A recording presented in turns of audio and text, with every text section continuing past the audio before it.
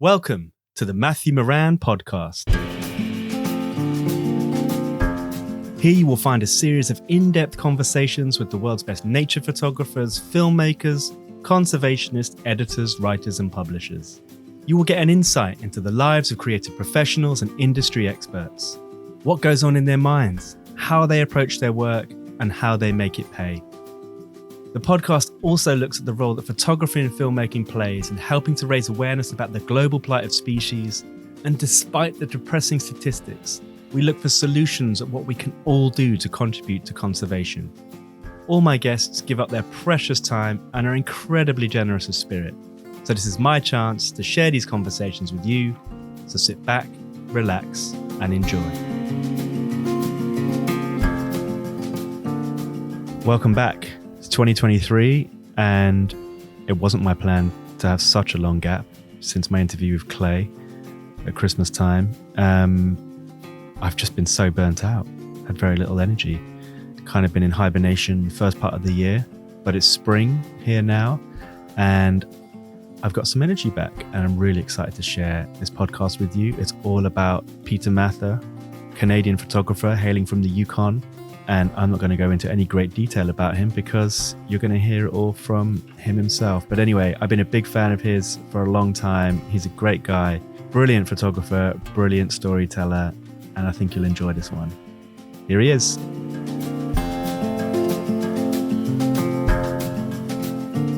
Peter, thank you so much for taking the time all the way from the Yukon and a 7-hour time difference to join me on the podcast. I've been such an admirer and follower of your work for a number of years. So I can't wait to get stuck in to hearing your stories and talking about your process. And thank you so much for coming on. It's going to be really good fun. Yeah, thanks, man. I mean, I kind of feel the same way. I got some questions for you because when I was doing my work on foxes, I was always, doing a lot of research on urban fox stuff when I would come across your stuff. And some of the photos that you've taken, or really like good kind of inspiration for me as I was working on my project. I really like the, you've got like someone did a mural on the side of a building of a fox, and you have a fox that goes by it. And I had like a similar situation in my town, and I tried to get the photo. I never got it. It was like good inspiration for me.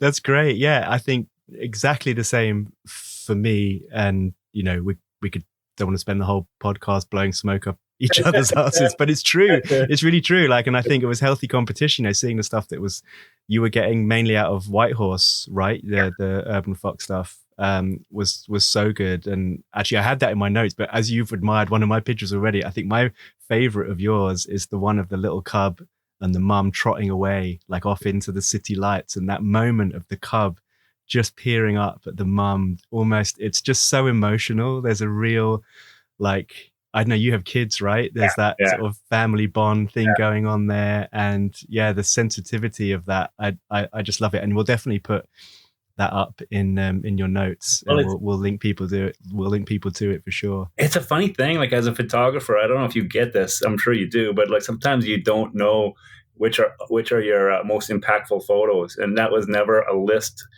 of good fox photos for me. I never thought it was one of my great photos because it's pretty easy to take, and sometimes you spend days working on a camera trap or months working on a camera trap photo, and you get what you want. You're like, okay, that's the one, and then you send it off to a magazine to publish, and people pick out this other one as the best photo, and you're like, well, I just kind of shot that, out of the back of my car for 10 seconds. It was nothing, and you don't realize, which are your photos are good and which ones aren't sometimes. Yeah, that's why we need good editors, right, to work with. Photographers can often be the worst editors of their own work. But yeah, you're right. And I think that I guess that just comes out of what you and I have both done, is this long form project approach to photography and to the subjects that you're photographing. And out of that, you will pour, like you said, hours and hours into camera trap photography. I definitely want to ask you about that in more detail later. But I think just by the very nature of you returning to a location or checking camera traps in the field, something's got to click in the end. Yeah. We spend most of our time, I'm sure you do, frustrated at missing shots or camera traps failing, but just by being there over and over again, eventually, and that happened really with that image of the fox with the stencil, was just a process of me going back over and over again. And I had originally tried with shooting that with remote triggers in the winter and flashes, and none of it really worked. But because I was going back over and over again, I just was so comfortable with that street corner. And then when that eventually happened, I shot it in natural light because it was April by that time, and it was lighter later in the day, and I kind of knew the composition, and I was just praying that fox was going to turn left when she came around the corner there. So yeah, you're right. Sometimes, the images you work the hardest for, not always the ones that get the recognition. How many times do you go back, do you think, to that one spot? Oh, wow. I don't know. Well, I discovered it in December 2016. Yeah. And then I eventually got that shot in April. So yeah, it was 4 months, but I was in that area a lot. Yeah. And it's quite a small area. So I would then, do other stuff in the streets or go to the allotment where they lived during the kind of dusk hours to try and capture some natural light.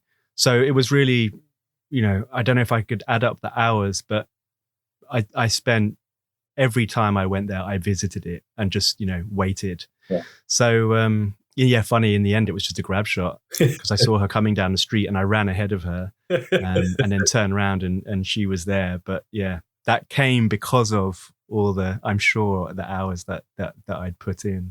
What do you think about do you ever bait stuff or put smells or something? Have you ever done anything like that? Or do you think that's not appropriate?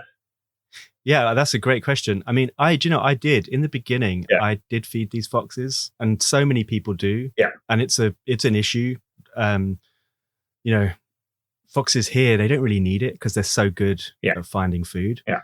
But I'm not wholly against it because I feel, especially in a city, that if people can gain some kind of connection with that animal and potentially help that animal if they're going to treat it with medication, here I don't know what it's like in the Yukon, but the foxes suffer a lot from mange, which is this disease that a little microscopic mite gets in their skin and they lose all their fur and they die if it's not treated.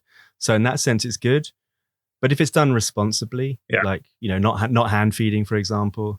But the funny thing was, when I was feeding them, I'd put the food down and walk away and then, try and get shots. And all of my pictures were just of foxes' noses in the grass. Yeah. And so then I stopped doing that because it was just then about putting time in and you wanted to try and capture natural behavior. And also there was no point in them getting accustomed to me through food because then I wouldn't get the natural shots that I was looking for. Yeah. Yeah. What about you? I mean, I keep thinking about it. I haven't really done it. I think when I was really young, I was in the wild one time and there was a fox on a highway and I threw it some Ritz crackers and that was the only time. And it just didn't feel right to me. I guess, I keep thinking about it and considering it because it would be helpful in some situations, but I get a little stuck sometimes on the authenticity of my photography. I really want to try to make things authentic. I'm capturing something that just naturally occurs. And so, but I might evolve on that over time. But right now I'm still kind of in that same spot, where I don't remove things from photos, stuff like that, because I think authenticity means a lot to me as an individual, Yeah, that's great. And I think it's good. Like you say, you'll never do that, or the whole process of ethics is an ever evolving process. A lot of people asked about using flash, for example. Does that disturb the animal? And it probably does to some respect. But my approach in the city was, they're getting blitzed by car headlights every night. My relatively weak flash probably, and I'm maybe just saying this because it was convenient for me to use it, but I would imagine, and that it didn't really impact them in a great way. But if science says don't photograph foxes with flash, then I won't do it anymore. For example, my favorite part of the urban fox stuff, my favorite part was I'm doing all this natural history stuff out in the wild, and it's all natural light, and so the urban fox stuff gave me the opportunity for the first time to use what do you call it, like unnatural light or whatever, strobes and flashes and car vehicles, and it was so creative. I just loved it. Like backlighting foxes was just, and so I just gave me for 2 months. I was so inspired because I just like had a new way to shoot and something new to learn. It was my favorite part. That's so cool. This is so funny because, in my notes, this is for the listeners out there to Peter. I was like, kind of halfway through, we'll go to town on foxes, and we haven't, it's just kicked right off. The whole podcast is going to be a fox appreciation show. And yeah, there's so much. And we genuinely haven't spoken before. So this is us straight geeking out on foxes. But that was exactly the same as my experience too. I'd never really used any flash before. And so it was a real crash course for me in like how to light things subtly, using, flashes powered right down, using multiple flashes, using camera traps and remote triggers. And so as frustrating as it is, it was so good to do that, because that's how you end up elevating your photography and educating yourself. And I think when you immerse yourself in that way, in the technical side of it, those are the kind of images that are going to stand out. Because, before I started my fox work, there are plenty of good urban fox photographers out there. It's like, how are you going to do it differently? How are you going to capture images that show different behavior and also engage people? Because I'm assuming it's the same for you. That's what you want to do, is show that these animals are not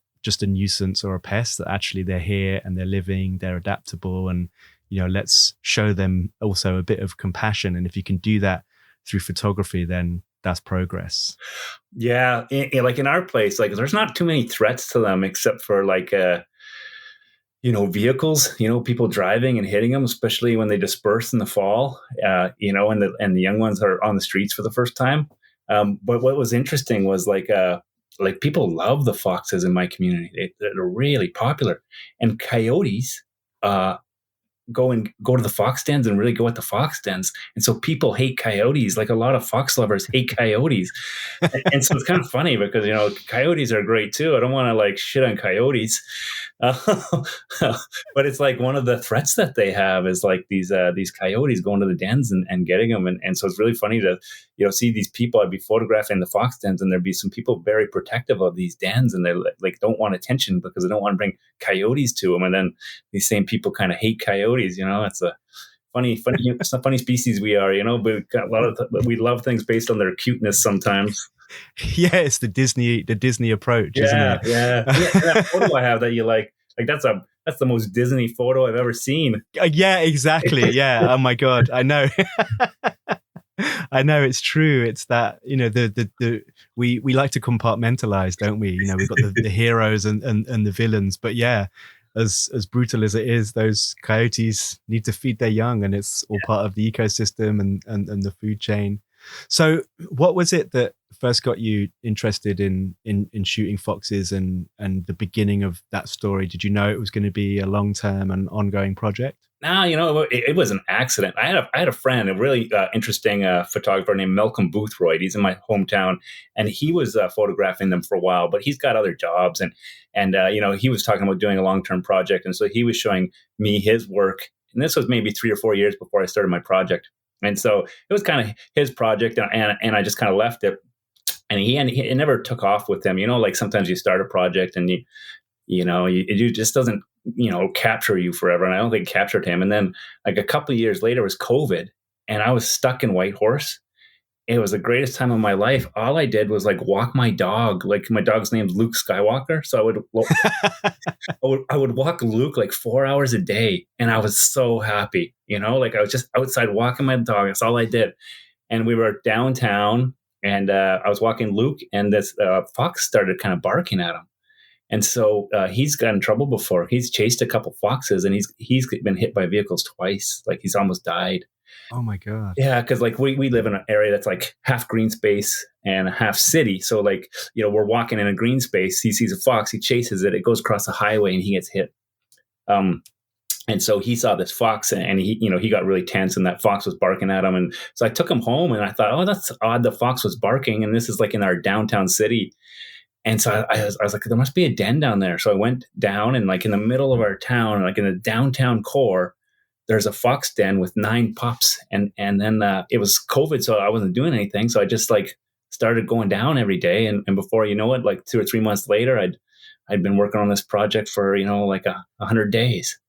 Amazing. Yeah. And having great success. Yeah. I think you had some images or a image in that beautiful image again of, I don't want to reference Disney too much here, but that unbelievable shot of the fox just overlooking the city and the snowfall. And I was curious about that image as well. Where had you, was that with a camera trap, or were you there in person? Was that fox comfortable with you being there? No, I mean, that was a camera trap. I mean, Yeah. I knew that spot, and I'd seen fox tracks going up there a couple times. And so I was really hoping, that I could just kind of set something up and get it. And it would go up there all the time. There was a pair that would go up there. And so I was lucky. I just set up a camera trap. I was actually working with another photographer at one point, Jeremy Valet. I don't know if you've ever. No. He does all the real white photographs with just an animal in the middle. So it's all like white and then like a really colorful animal in the middle. I'll have to check it out. Yeah, it's really nice stuff. I was setting up one thing there, and he's like, "Hey, we should set up a flash down below to backlight this fox." And so I was setting up the flash, and I fell down this cliff. And not like a real cliff, like it's all snow, so you just kind of slide down. and it was up for maybe 2 months, and that was a good one. I always think of doing it a little bit better, going back and trying it a little bit better with the new camera, new flashes, but I haven't actually done it. But that was one of my happier photos, I think. Yeah, and the fact that it was snowing as well just adds to that kind of dreamy nature of it. Yeah. Well, we're going to have to put links up to all of these in the notes. Really cool. Beautiful. Yeah. Look, I definitely don't want to stop us talking about foxes, but I just wanted to go back a little bit further, and I'm sure people will want to know how you got into photography and specifically photographing in your own backyard. I mean, for good reason. It's beautiful. There's lots of charismatic animals around where you live. But yeah, can you just tell us a little bit about your backstory and, were you always into photography as a kid growing up, or is it something that you picked up a bit later? When I was a kid, I did some paintings and drawings, and they were absolute garbage. But my mom was like, "Those are so beautiful, Peter. You're an artist." And I still can remember it to this day, her saying that. And so I think ever since she said that, I thought of myself as an artist. And I went to university. I was studying engineering, kind of like a soulless job, like civil engineering. And there was a guy from my hometown. So I was in a city, maybe 3,000 kilometers away, big city, big university. Like my university had more people than the city I live in, Whitehorse. And a photographer from the Yukon came through. His name was Ken Madsen, and he did these slideshows to music to talk about protecting some of the wilderness in the Yukon. And I went to one of these slideshows, and I was just inspired. I was like, oh, I'd like to do that, because I'd grown up in the wilderness, camping all the time with my dad. He took us out all the time, but he was mostly hunting. And so that was his excuse, was hunting and fishing to get outdoors. And that excuse didn't kind of inspire me, I wasn't huge on hunting or fishing, but I liked being in the outdoors, and I needed a reason. And so the reason ended up being photography. And so this guy's slideshow inspired me, and I started doing trips with him. And he really was a strong advocate for protecting wilderness spaces. And he's responsible for getting a bunch of these incredible wildernesses in the Yukon protected forever. And so that started it, and I started doing stuff with him, and I slowly just kind of kept petering away at it and getting more and more into photography. Yeah, I've heard a few of those kind of stories where the classic tale of the father taking the son out in the wilderness and hunting, and you're kind of being like, well, can you shoot them with something else? Yeah. Right? Yeah. Yeah. But you also, and going through your work a lot, as I have done in the last few days, very much a storyteller, photographer, and that again, is that something that's evolved over the years? I mean, you really put a lot of importance on people, particularly First Nations, in some of your recent work, and I know it's something now that obviously has changed from the last 15 years, that just going out with long lenses and taking beautiful portraits of animals kind of doesn't really cut it anymore. It is all about stories, and that's for good reason. But is that something that you kind of adopted early on? No, I'm curious to hear what you say about this. I'll kind of give you my spiel, and then I'd love to hear what you think about, say, working with National Geographic photographers and how storytelling changes your photography. But like I was like a lot of photographers where I was like a sign graph where you're up and down. Like, you know, some years I'd photograph for 6 months and then I wouldn't want to pick up my camera for 6 months. I just wasn't inspired, and I thought all my photos looked the same. And I would be like, I was like that for a decade, you know, where I would like be really into photography at some points and then I'd be really out of it. And I ended up working with a National Geographic photographer, Paul Nicklin. He was doing a story on the Yukon where I'm from, and he needed some help. So I kind of worked as his guide and his assistant. And I just I just fell in love with that idea of like doing a 3-year story on something that's really important and telling that story. And so after that, I just jumped into like full time into like, you know, going really deep on stories and trying to get like 20 incredible images that tell a story instead of just getting 20 incredible images. And it changed my photography for like it pushed me so much. And then also like I stopped having those like dips of interest where I'm like really engaged and then I'm like disengaged. I don't know. Like, do you have something similar like that? Uh, yeah, and I guess for me, I mean, I definitely have difficulties with motivation, if that's also like similar. Yeah. And actually, the beginning of this year, without a doubt, from January right up until I would say this last week, I've been highly undermotivated, and that's come also off the back of doing this book, you know, for the last 2 years. So not just the photography and the filming work that we did, but also I project managed the whole thing, and you know, it was a lot of work, and I think I just burnt out basically. So that definitely I have struggled with for sure. But I think what's really interesting now as a photographer is, like you say, having that variety of shot and telling stories that's what is definitely excites me. And I was definitely a photographer that grew up, you know, watching and you know, wildlife photographer of the year from the kind of late 90s and seeing all these beautiful long lens pictures and wildernesses. You know, there were never any shots with people in, and now it's like complete role reversal. If you're using that competition, you know, or National Geographic as the bastion of the best nature photography, it's very rare that you're going to have a, you know, pure wildlife story. They want, you know, and I think that's what the audience wants as well. They want to see these conservation success stories, or, you know, the struggles and all of that kind of stuff. So I think it is really important. And the funny thing is, it's really good that you asked me that, because, you know, I'm starting a new project now in a cemetery. Oh, cool. And I love your cemetery fox shot. That's my favorite fox shot of yours. Oh, that's so cool. Yeah. Well, that was another one. That was you know, that was kind of my first real crack at camera trapping. And, you know, I think someone once said it's like 99% failure, but you do it for the 1%. So yeah, I got access to that cemetery a few years ago, and I'm going to continue to work there. And there's part of me that is already like, oh my God, this is going to be so much work. Like, I know it's not easy in there. Like, where I've shot foxes before, it was relatively easy because they were comfortable around me. These foxes are really flighty. It's going to require a lot of night photography, camera trap photography. And I think this is probably the difference. It's going to be really hard work to get, you know, top quality pictures there. And part of me is just dreading that, to be honest. And so this sounds like the coolest story ever. Is it about foxes in a cemetery, or just all wildlife using the cemetery? Yeah, all wildlife. Oh, I mean, this is kind of new. And, you know, this idea of life in a place of death. Yeah. I think that's what's really exciting, is that you have, you know, and it's a famous cemetery. Like Karl Marx is buried there, for example, and Douglas Adams and Christina Rossetti. So there's all these famous writers and poets, and I think it was 1839 it was built. So it's really beautiful. The backdrop's just incredible.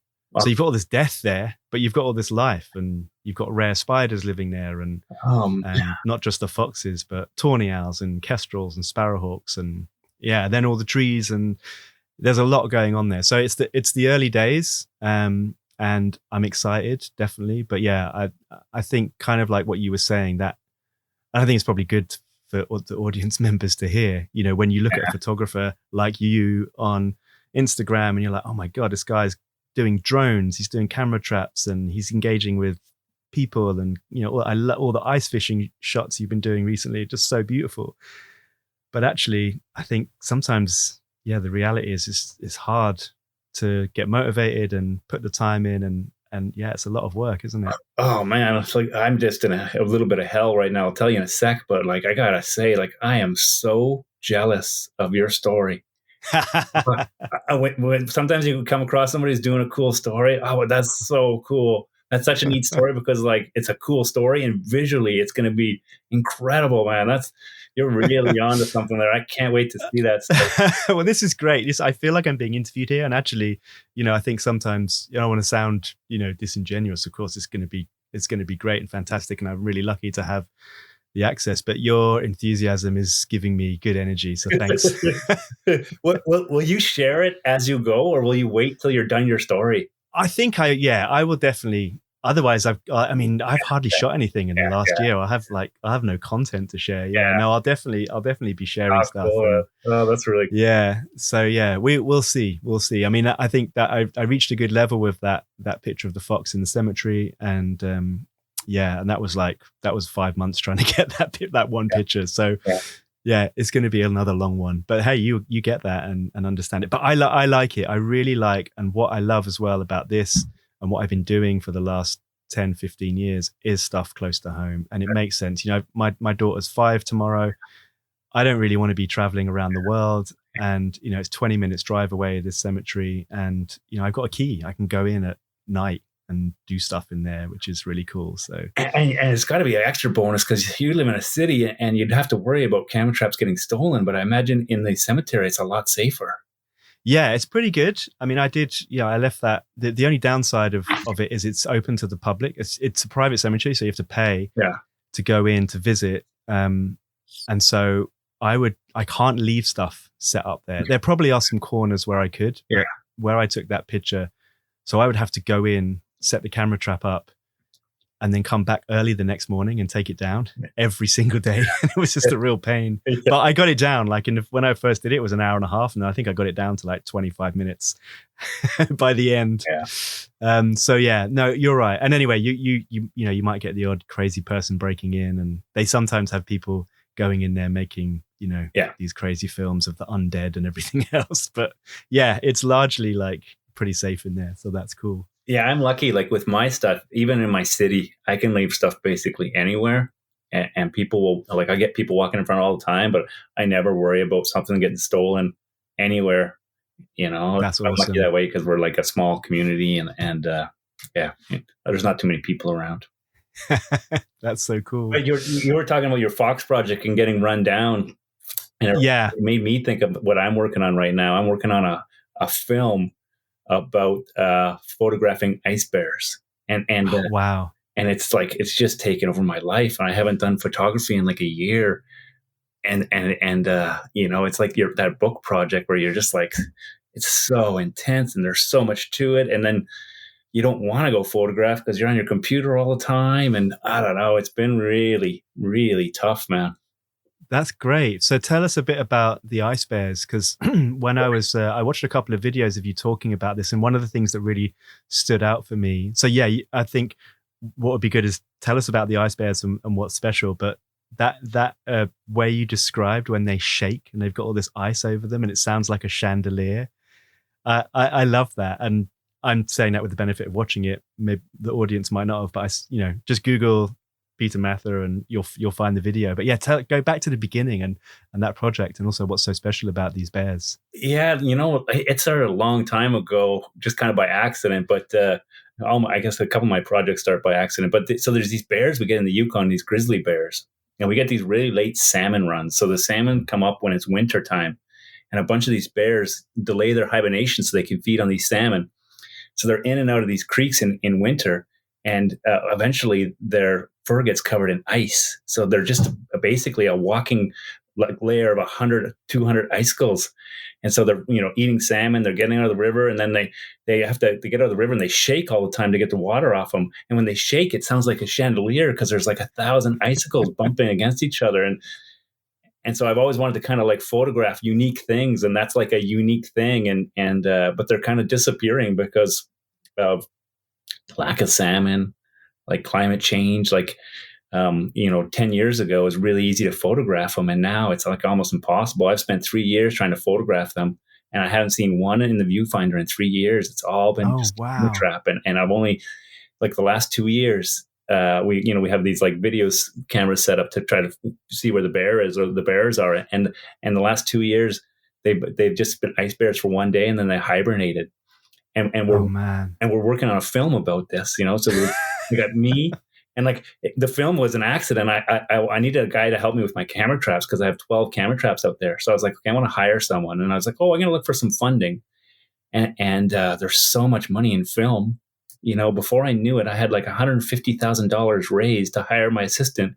But he went from Amazing. being like my camera trap guy to like my film guy because there's so much money in film. And then accidentally, before I know it, I'm like, instead of focus on photography, I'm like all focused on this film, and then spending all this time on this film. So there's all this money in it, but kind of like steals your creative soul a little bit, or changes your creative soul a little bit into a filmmaker.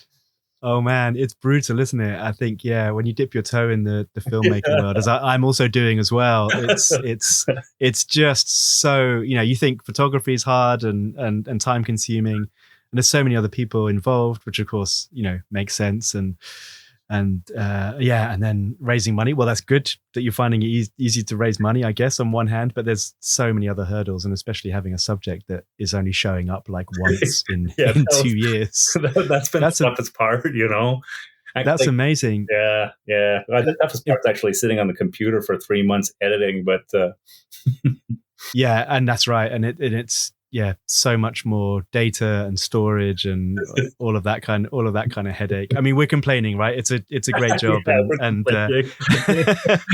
job. But yeah, actually, I mean, on that, I was, one of the technical questions that I wanted to ask you. You're talking about having 12 camera traps out there, and in the cold weather, how are you managing these with batteries? And that's got to be like one of the biggest issues, is keeping these things live and working, right? How are you actually doing that, if you don't mind giving us a bit of an insight? Yeah, no, not at all. Like, and that's kind of why I hired that guy to help me out. His name's Peter Zenkel. He's a really good photographer from Whitehorse, and we had to change batteries all the time. But like I got like, I don't know, 5 different systems like for camera trapping. Like I use the Camtraptions ones, and then I use a TRL Cam, a guy out of Ohio, and then I use the new Scout Cognisys system, and then I have some other old Trailmaster systems, and then I have a couple like over under systems, so like all these different systems. But basically, for anything to last out there, you need to have like those 9-volt batteries, those, the ones that you get with Trailmaster, but everybody kind of uses them. Scout uses a different version of them. And so I just spend the money to get those big batteries that can last a month, even in -30. Wow, that's amazing. Yeah. Like I was doing Wolverines up in the Arctic North Slope, and I had those batteries, and it was great because I could leave stuff for a month and a half, and it's it gets down to -50 up there. And I would come back and that stuff would be going and working. That's incredible. Yeah, that's incredible. Nice. Yeah. So with the ice bears and all of these camera traps, I mean, are you video camera trapping now? Yeah, because it's a huge part of my work right now, is because I'm always doing these kind of stories of like stuff that I do all the research for too, and find like all the locations. So I kind of spent like 7 years learning where to find ice bears, and I spent like 3 years learning about wolverines, where to photograph wolverines. And so like BBC, Planet Earth, those guys, all the blue chip, they're always reaching out to me because they want to know where they can kind of do what I did, but with instead of like a $20,000 budget, with like a $400,000 budget, and then get the stuff that I wasn't able to get because I just don't have. And so I work with them a lot on that kind of stuff. And then, so they kind of like, we'll find out what I'm doing. And then like a couple of years later, they'll go film that stuff and make a really cool film, so a couple of those things will be coming out. Awesome. That sounds so exciting. Yeah, I guess you're kind of doing the dirty work really for them, aren't you? Yeah. But that, like, I think that dirty work for me, like I go out with my dad and we do it together. And like, that's a huge part of the process for me and very enjoyable.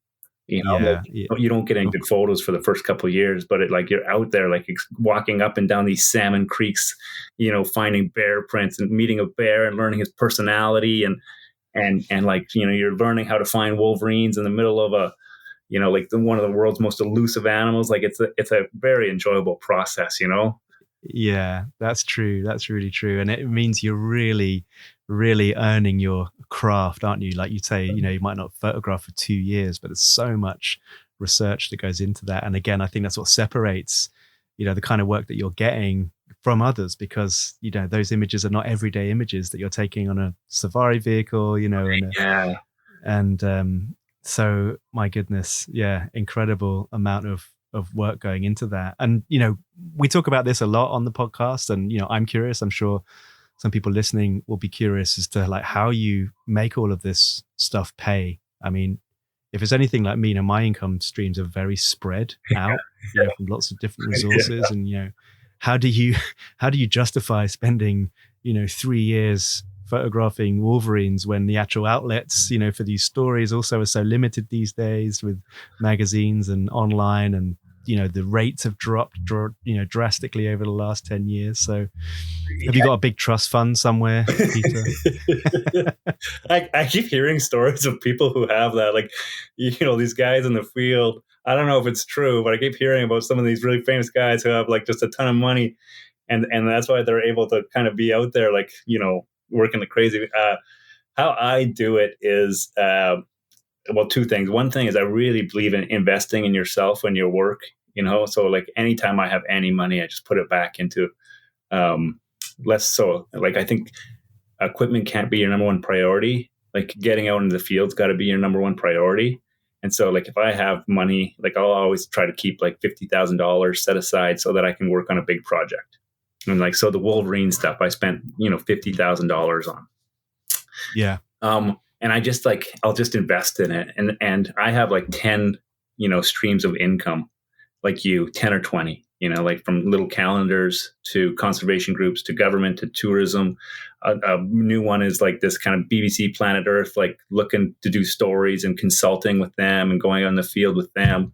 And then I'm doing some filming now, selling footage. There's lots of money if you have video. And so I just have a real mix, and it's a very small part of it is publishing in magazines, even though that's what I really like doing. And so it's just a huge mix of all that stuff. And like a lot of my sales, like a huge chunk of my sales are not my interesting photos. Like I don't make much money from my interesting photos, like my Wolverine work and my ice bear work. But what happens is like people like really find that stuff interesting, engaging. And then when they need a boring photo of a face of a bear or a fox, a Disney photo of a fox, then they come to me, and they think of me because I've, people think of me because I have those interesting photos, even though they don't sell. Like a lot of my best photos have never sold, but then people want photos. They're like, oh, I'll go to Peter. He probably has something. And then I sell them the photo of a squirrel for $500 for their website. Yeah. And so, yeah, I would say I've got, 10 to 20 streams of income. And, they're the largest one's probably 20 grand and the average one's probably like $4,000, Yeah, that's great. No, it's really good to hear you speak candidly about that, and, very useful, I'm sure, because it's, it's very easy. It's really tough. You're trying to make a living in this business. And especially when you're trying to do, which I think we all are, and many people I've interviewed on this podcast before, is trying to do good with your work. This is the point really. And when I interviewed Pete Cairns about all of this stuff, it's like, well, what can your photography do? What can a beautiful picture of a ice bear do, or a wolverine do? And collaborating with good scientists and good publishers, good magazine editors to really make an impactful story can make a difference. And I always say I'm under no illusion that, particularly with our Fox book, that it's going to change all Fox haters into Fox lovers. But if you can change a few hearts and minds with your work, then it's worth doing. Absolutely. Even if you change one person's mind, it's worth doing. Yeah, like the guy that I kind of like ended up doing photography with, Ken Madsen, who I saw a show at university. Like he changed my kind of like direction in life. I ended up dropping out of engineering, going into teaching, and then because it gave me time. One of the reasons was it gave me time to kind of canoe and take photos. So in the like, holidays. yeah. Summers Yeah. like work. That's this way I got the time off in the summer to go canoeing, like working all summer as an engineer. And you just mentioned offline very briefly before we started that you were a math teacher, right? Yeah, like I spent. So that's got to help with the technical side, because you're a very technical photographer. No, I'm not a technical photographer. It might seem like I am, but I'm not. And I'm like a trial and error person. Like I go out and like I'll set up like a perfect photo, but it'll be all technically wrong, and the bear will walk by, and the shot will be toast, and then I'll go and fix it and wait like 3 years, and that bear won't. Like I'm not like methodical and technical like a math teacher should be. Like when I was teaching math, I would show up in the morning and be like, okay, what am I going to teach today? Like I was not prepared, and then I would just kind of teach whatever, because like to be honest, like teaching math is so unimportant in the world. Like students would ask me like, when am I ever going to use this? And I would be like, you are never ever going to use it. Like you're going to use this to get into university, and that's it. That's hilarious. Yeah. So yeah, with the long form storytelling like projects that you've done over the years with the foxes, wolverines, bears, and this ice fishing one, this seems like it's relatively recent. I don't know how old this body of work is, but do you have an approach where you have a number of different stories going on at once and you're kind of juggling them, or are you kind of like finish one, start the next one? Is it more linear? What's your approach with that? Well, I try to start them and see if they really take my passion, and so I've got about 3 or 4 projects I want to do right now. And like, so the ice bear one, that's slowly, like I would work on a little bit one year, work on a little bit next year, take a year off. And then finally I just like spent 2 or 3 years working on it really hard. And then the fox one fell in my lap, but I have like 3 or 4 ideas of stuff I want to do. And one of them's like this, kind of fishing, the First Nation people who like fish, and there's like a couple open water spots in the Yukon all winter, like they don't freeze over. And then there's certain fish that go and spawn there at night. And then you have all these animals coming in to feed on that too, because it's so hard to get food in the north, in the Arctic. There's not a lot of food around. And so I've been researching it for like, 10 years, trying to find, because there's only a couple of these spots that people know about. And then, the First Nations, they don't want people to know about all these spots. So I got to be real careful. And then my dad loves like going to find these spots. So me and my dad go and research. And so we'll see if it takes off as a story, like if I end up like, spending 2 years or 3 years working on it. I don't really know. I'm going to just kind of keep plugging away at it and plugging away at these other stories until something all of a sudden is like, oh, I want to spend a whole year just photographing this. Yeah. So you kind of keep it sort of ticking over. And I think that what you mentioned at the beginning, that's really interesting, is having the passion for it, because it just got me thinking, you can't really force a story, can you? You have to be able to love and really want to do that. I've got like 5 stories that I've tried to force, and they're still in my pocket. I'm still thinking about them, but I just haven't done them. Yeah. I just kind of pick away at them. You got that too? Yeah, totally. I mean, the foxes was all consuming, and also because of lockdown, and again, and I don't really have the desire like to travel so much anyway. I did so much of it in my youth, and that was great, and I feel really lucky that I had the chance to do that. But yeah, again, we were talking about that briefly before, about photographers' carbon footprints, and that definitely now, I mean, maybe, I don't know, maybe I'm just saying this because I'm lucky and there's lots to shoot around here and there's lots of really cool stories to tell and to share. But yeah, I mean, why would I go to India to photograph tigers? There are so many good tiger photographers out there that are better placed and that have been doing it longer. Or same with African species. I went to Africa in 2000 and absolutely loved it. There's no better place for like, large concentrations of animals. But yeah, I get really excited about, I like when I went up to photograph the foxes 10 minutes from my house, I could walk there. That was, I sound like I'm virtue signaling. I'm about, I'm a carbon neutral photographer. I'm totally not.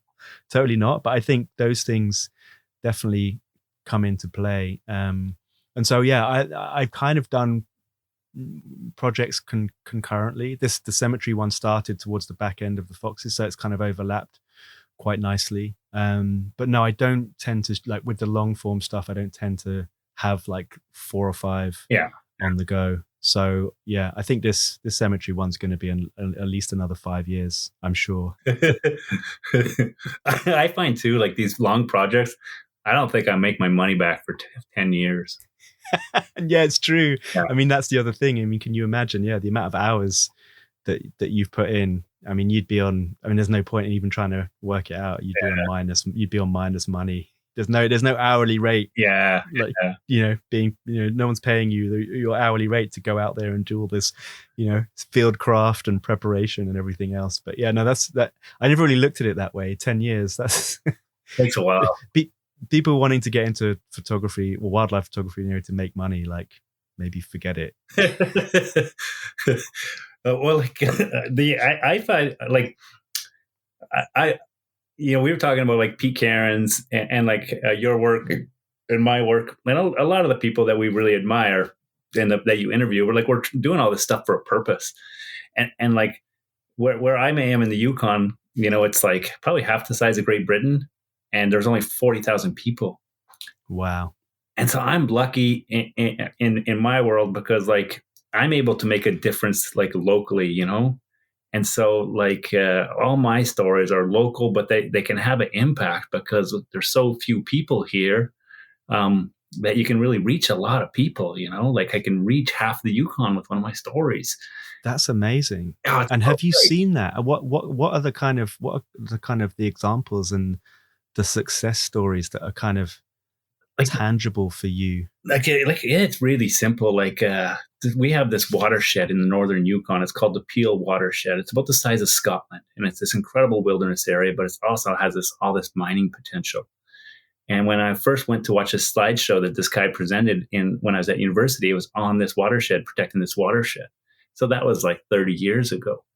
And so, we were working on that project, and I started working on that project with him for, 20 years. And at one point, I got this really nice landscape photo, and I was like, I'm going to make this into a poster. So I just like took my own money, made a poster called Protect the Peel, nice landscape photo, sold a couple of them, but gave them out to conservation groups and First Nations across the Yukon.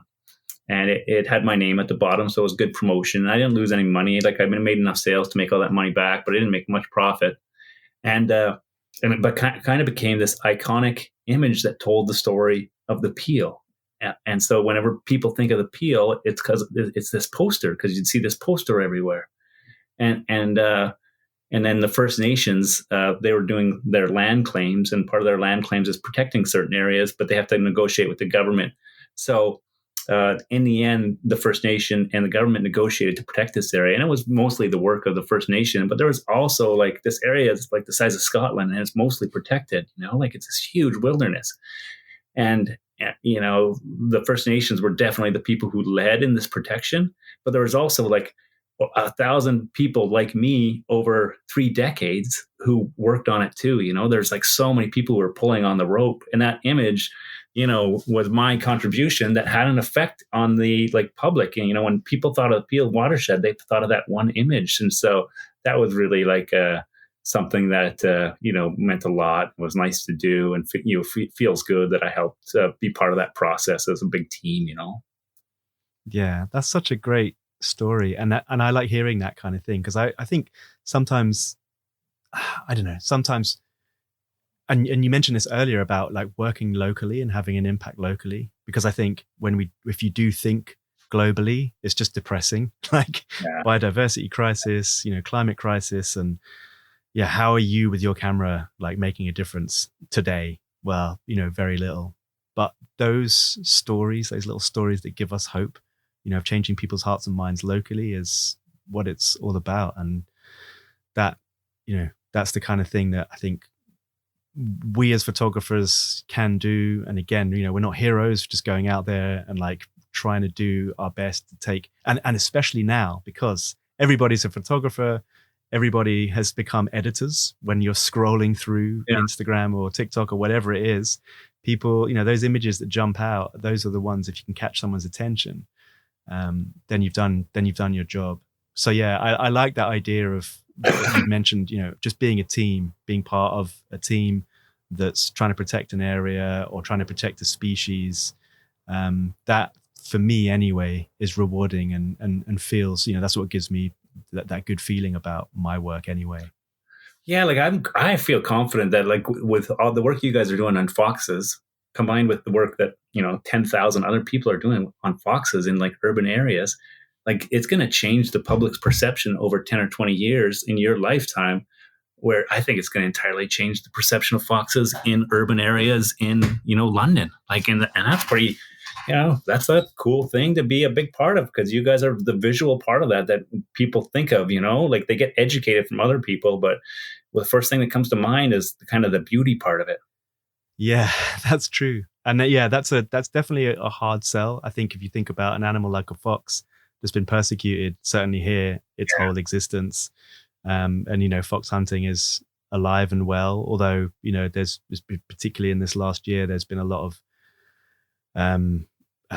damning evidence that's come out, and that's particularly mainly because of people who are on the front line, hunt saboteurs going out and documenting. But yeah, it's a battle, and then of course you've got the press demonizing urban wildlife and trying to undo all of those kind of stories. It's a long slog. But yeah, I should definitely take a leaf out of your optimistic book and think, yeah, our book will make a difference. That's for sure. Oh, I guarantee it will. Like and I think as human species, we're always growing, we're always getting better, and that's part of it, is like learning to live with the stuff around us. And I feel strong about that that's going to work out. You've got this unique position of being you're from the Yukon, right? Yeah. So you the place like the back of your hand, and one of the things I read is you want to inspire people about the North. And it's funny me hearing that, because I went to the Yukon in 2003, and it was on a bigger trip up to Alaska, and oh my God, it's just like the wilderness is just so beautiful. And I wonder, like, that mission that you talked about, inspiring people locally, I don't want to say, obviously it's not easy getting these types of photos that you're getting of bears and wolverine, but these are already like really charismatic species. So what's your intention with your images? Like, how do you inspire people who may already be inspired about charismatic species like, bears and wolverines, etc.? Yeah, like I guess for me, when I'm working on all these projects, like I'm really working the long game in terms of like influencing like society and community, And so whenever I'm working on a project, I'm not thinking, okay, we're going to protect all the grizzly bears and we're going to save the salmon right now. And I'm thinking more like, okay, we have to get people caring about grizzly bears and salmon and climate change, so that 40 or 50 years down the road, these bears are going to be around still. And so there's some groups that are like really working on, say, like the grizzly bear hunting, to try to stop grizzly bear hunting. And for me, like, that's not the issue. We have a lot of grizzly bears, and if like 1% are killed by hunting, that's not a huge effect on the population. What's going to affect the population is if the salmon disappear.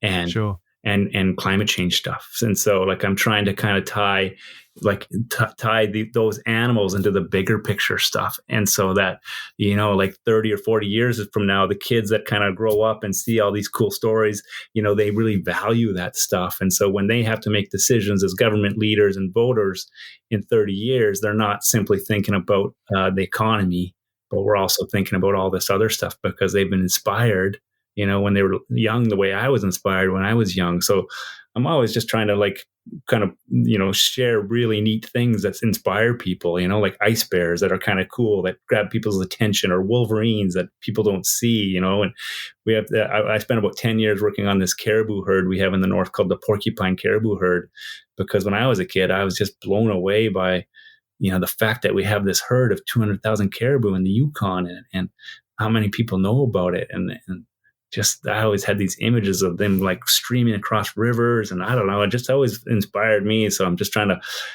what do you call it? Like pass the cup or something, or like pass that Yeah. on. Yeah, I love that idea. I hadn't kind of really thought about that as, with my own work, like who might pick this up. And of course it completely happened to you, with seeing that slideshow, and those moments in your childhood when you're impressionable, they're like so valuable. And I think, yeah, you're right. And it goes back to sometimes that feeling of being impotent with your work and what difference are you making.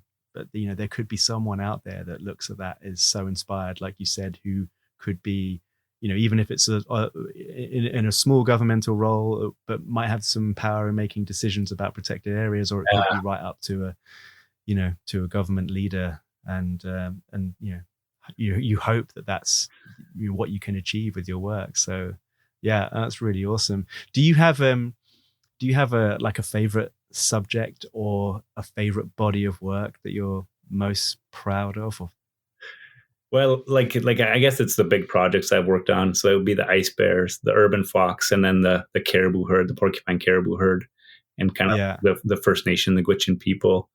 That's probably that's probably my favorite stuff, because when I finished university, and I was teaching math, I moved up to this place called Old Crow, and it's like in the farthest community north in the Yukon. There's no roads to it; you can only fly in. It's about 350 people, and they're like Gwich'in First Nation people, and they are caribou people. They've depended on the caribou, forever. So I would live there for a year, and then I got all these friends, and I go back all the time. And all the kids I used to teach are like the leaders in the community now, and so I'm very connected with the people there. I've just known them forever. They're like family. And then I worked with them on kind of protecting the calving grounds of the caribou in the Arctic National Wildlife Refuge. So that's kind of the one that not photographically maybe isn't this kind of stuff I feel strongest about, but the emotionally I feel strongest about, just because they've been such a huge part of my life, and we're so connected. And every time I go for a beer or dinner in town in Whitehorse, I bump into some people that I know, and it's nice to have those relationships, Yeah. So that's nice. I really like that. That's so nice. And that's like such a massive part of, I think, any successful project is relationship building. And it takes a long time to, gain people's trust. And again, like with, my access to the cemetery, I didn't just like knock on the door and say, yeah, can I shoot here for 5 years? It was, these relationships are slow burn, and they are like, and that's what makes, I think, a bigger project so much more holistic, doesn't it? Because it's not like you're just going in, grabbing stuff and leaving. You become part of the community. Do you have like a storyboard done out for your cemetery? Like, will you have 20 images in mind that you're going to chase for that project? Yeah.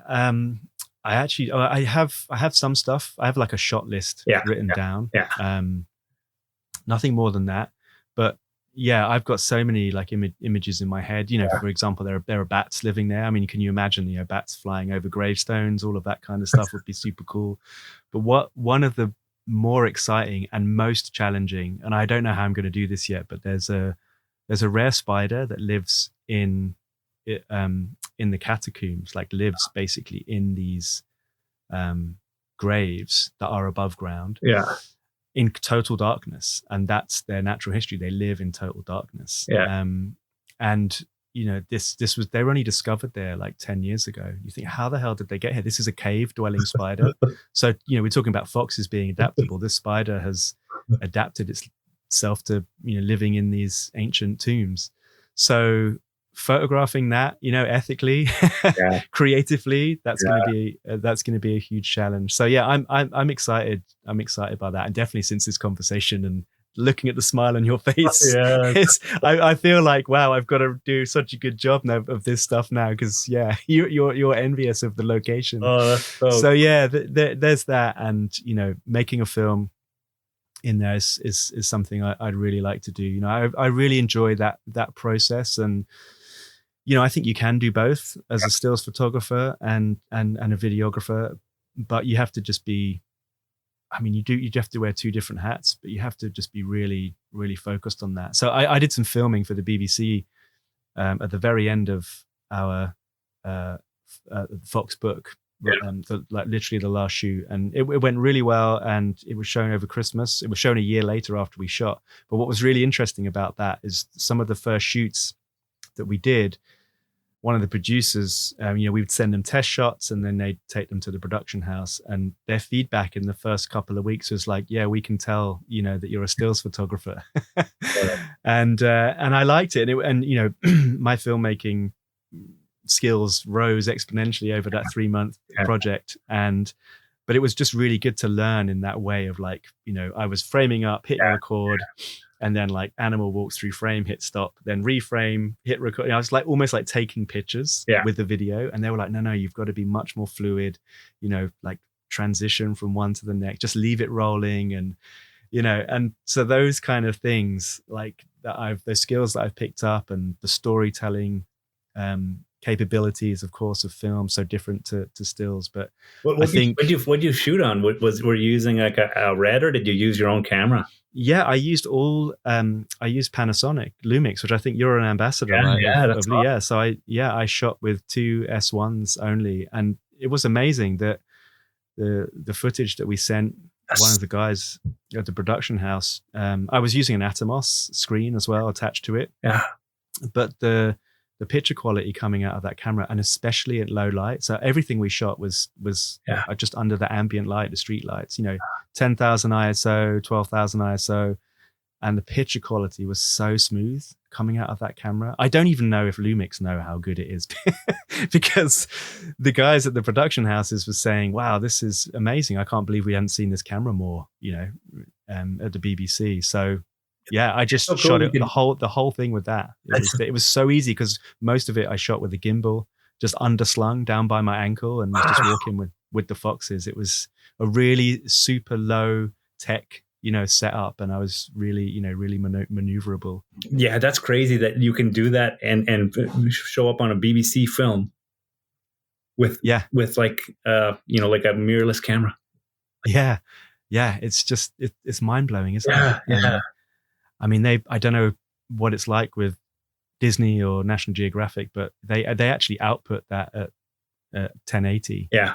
So it was just 2K, and but yeah, no, and it's just incredible what you can do. So yeah, I'm going to see what's going to happen, at the cemetery with that, and I kind of understand your pain of all the slow process of it all, but will you hire someone or do the whole project on your own? No, I'm already working with a director. Yeah. He was actually he lives right on the edge of the cemetery, and he was actually the one that got me the access. So, and we have a producer on board. We're currently quite a small team. Yeah. So yeah, this is the first time I've really talked about it. So yeah, I definitely feel like I'm being interviewed. This is great. Everyone who listens is gonna know a bit more about it. But yeah, I've just started going there a little bit more. I've been doing quite a bit of time lapse photography there at the moment, and yeah, I'll start to share stuff soon as and when it comes in. So yeah, it's going to be really exciting. Exciting to see. So look, we should slowly wrap up here. Yeah. But talking about films, we talked a lot about the cemetery in my film. How much can you tell us about your film, and what kind of timeline can we expect on it? Could you tell us about the story at all, or is it still quiet at the moment? No, like that's all pretty open. It's called Kings of the North. It's about my kind of journey to photograph the ice bears. And so it kind of follows me, and through me, you meet the characters like the ice bears, the wolves, the First Nations people. And then we kind of tackle the salmon and climate change. And we're trying to make it we're trying to stand out a little bit. So we're trying to make it a little bit funny. So we have like a fake David Attenborough voice. And our premiere comes out on like April 26th. And so it's coming out pretty quick. So we're just like working. Oh wow! So you're really this is it. This is the home run, right? Yeah. And it's about 35 minutes long. I'll put out like on Instagram my a trailer for it in the next week or so. We just finished up the trailer. That's exciting. Yeah, one of the cool things is like we were talking about this little earlier about making change and changing when people. So I worked with our main sponsor is a mining company. like a mining company that's up here that's really ethical and is really like trying to do things like socially responsible and focused on community. So we're really excited to working with them. And the other thing is like we're going to go to the biggest city near us, which is Vancouver, and we're going to do the film there to all the mining companies' friends. Like, so all these other mining companies are going to come. And it's a really, really excited like that because it gets me a different audience to tell these important stories. Like you have a concert in Whitehorse, it's going to be 80% of people who want to protect bears and salmon. And so, if you're presenting in front of 180 mining executives, I'm hoping to affect 2 or 3 junior executives who like are going to be like, okay, like we have to think about these in the future as we make decisions. And this kind of stuff is really important to a lot of people and to our planet. And so, when they're owning those companies in 30 years, I'm hoping that you can kind of affect those people now. So, kind of make it full circle about the whole thing, why we do this and why we made this movie. That's so cool. And also not preaching to the converted, like you say, finding new audiences, and it's all very well, and social media is kind of guilty of that, being a bit of an echo chamber for us all. And that's so exciting. I had no idea. And this will be good, the timing of releasing of this. Hopefully people can log in and hear you talk a little bit about the behind the scenes, and you spending a lot of time in front of a computer and how hard it is. So have you also like sat in on the edit of this, and how kind of big is your team working on this project? Well, we got a team of 3. And so my main filmmaker, Peter Zenkel, he kind of like did the initial edit, and then he sent it to me and our music designer. And so we're kind of doing the final edit right now, moving things around. It's our first time making a movie.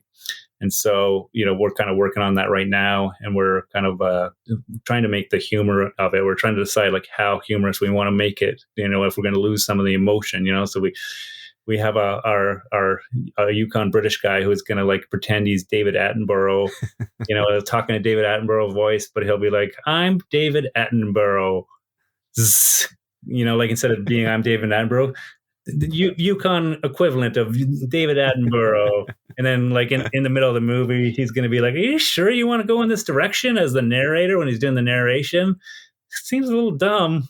And I'll be like, just read the script, like just try to, because there's so many films out there. We're just trying to make it a little bit different. Oh my God. Yeah. I mean, that's the one thing. Yeah. TV's booming, right? And there's money in it, but you still have to make something good to stand out. There's never been a better time with all the streaming platforms. And I mean, is that the other thing with this film and the decision to go for that kind of length? Is this something that you hope would be picked up by TV also?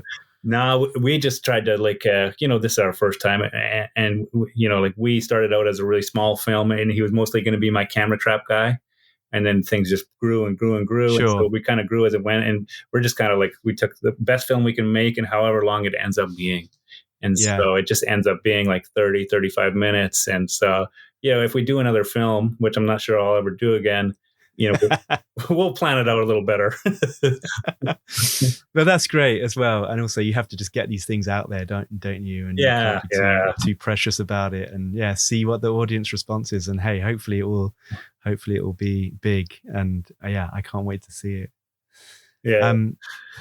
Peter, it's been so great talking to you. And actually, I was going to ask you this right at the top until we started just going straight into foxes. But I read that you're a bit of a football fan, right? Or soccer fan. Oh, I was going to ask you this too. Yeah. I'm excited. You're in London. Yeah, that's right. So you're Canadian, right? And so obviously Canada were in the World Cup for the first time since 1986. And, I'm 46 this year, and I remember vividly that was my first World Cup was 1986. So I would have been 9. And I remember Maradona, but I also remember Canada being in the World Cup because I had the sticker book and I had all the players. And of course, it's been that long a gap since you guys were in it. And sadly, you played well, but didn't qualify.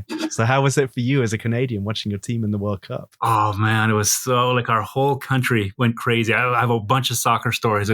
Football stories. I got to share with you real quick. So when I went to university, we almost qualified for the World Cup. And I went in Edmonton. It's a very winter city. And we had one game against Mexico we had to win. So me and my brother went to this game. And the stadium is like a American football stadium. It's like 70,000 people it holds. So me and my brother went. The temperature is like minus 15. And there was 3,000 people in the stadium. And this is for Canada to qualify in like 1994. Nobody was there. 2,000 of them were Mexicans. In Edmonton. Yeah, and we're cheering, right? And then so this year when we actually qualified, they had the exact same game in the same place against Mexico, and there were 70,000 people there. So like it's just grown, and it's so cool. Yeah, our star is Alphonso Davies. Yeah, he plays for Bayern Munich, right? Yeah, and he used to. Yeah. And I'm I grew up playing soccer. I'm like the local soccer expert, in my opinion, and just love soccer, And my brother was asking, he's like, "Oh yeah, that Alphonso Davies is going to Bayern Munich." This is like 3 years ago, and I was like, "Oh, that's a really bad decision. He should go to like Borussia Dortmund or somewhere that develops young players. He's not going to get into the team. He's not going to develop. You need games." That's like my worst take ever. Hot takes. A year later, he's got a Champions League medal. I'm like giving this kid advice, but I'm a huge Arsenal fan. Oh no! Oh yeah! I'm a Tottenham fan. I'm sitting here now in Tottenham recording this, and I'm a massive Tottenham fan. If you told me that at the beginning, I would have just shut the interview right down. Like my daughter and I flew over to Europe to when she was 12, because she's a big soccer fan. Her name's Ava. We went to London, Barcelona, Paris, and watched soccer games. I was a big amazing. Yeah, we went and watched Arsenal. I was a big Fabregas fan, and he'd gone to Barcelona, so I went to Barcelona. And, oh wow! And I've just been watching. I was ready to give up on Arsenal. I'm like at the end of last year, I'm like, okay, no more wasting your time watching these games on TV, because it's a waste of time. You're done. Like that's like 100 hours every year you're wasting. And then this year I haven't missed a minute.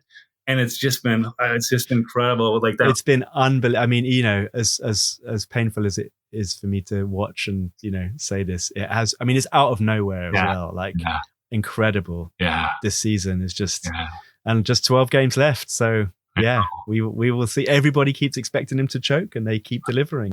It's been such a great pleasure talking to you, meeting you, and hearing you talk so passionately about your work, and that really just comes through in the images. So we'll people follow Peter. I'll put all the links up in the show notes, and we'll keep the conversation going. And really good luck with the film, and I'm so glad that's coming out so soon. I thought you were about to tell me it's going to be another 7-8 years in the making, but really best of luck with that, and can't wait to see it. Yeah, thanks, Matt. I can't wait to see all your stuff too. I'm more excited than you are about your project. It's going to be awesome. Thanks so much, and thanks again for taking the time to talk. Thanks, Matt. Big thanks, Peter. It was so great to finally catch up with him, and sorry if it was a bit of a gratuitous show of fox love. But hey, we both love foxes, and we've done some really cool long-term projects on the other sides of the world. Shows how widespread these animals are, right, and how adaptable they are to all sorts of different terrains. Pretty incredible. But what a great guy, great photographer. I really look forward to seeing all of his new work. And if you don't, please follow him on Instagram. He puts up some great images and also some really fun behind the scenes stuff and great stories about his work. You can follow his website, and all the other links to find out more about him are in his page on my website in the podcast section. So go and check that out. I have a whole new set of workshops this spring, and there's a bit of a gap in the summertime, and then we have 3 more in the autumn and winter time. So be sure to check that out on the workshop page on my website. And you can visit the blog page. I've started to update that again after my early hiatus this year. It's great to be back, and I'm going to be out photographing a lot more again. So I hope to get some new and exciting content. And please share this as far and as wide as possible. And I look forward to sharing more of these with you soon. And there definitely won't be as big a gap. So all those pod fans waiting with bated breath for the next podcast, you won't have to wait too long. Okay, catch you all again soon. Many thanks.